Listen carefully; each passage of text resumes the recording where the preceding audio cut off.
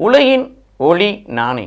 இதை இயேசு கிறிஸ்துவுக்குள் பிரியமான என் சகோதர சகோதரிகளே, இந்த நிமிட நட்சத்திரக்கு இயேசுவின் நாமத்தை நான் உங்களை அன்போடு அழைக்கிறேன். உலகின் ஒளி நானே.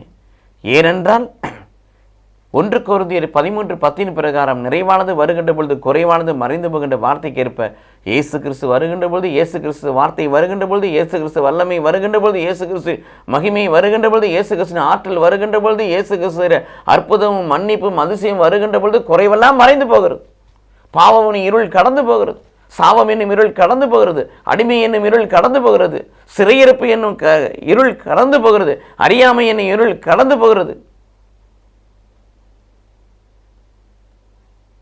நோய்கள் கடந்து போகிறது, பேய்கள் கடந்து போகிறது, அந்தகாரம் கடந்து போகிறது, எல்லா இருளும் கடந்து, உலகத்தை எல்லா இருளும் கடந்து போகிறது.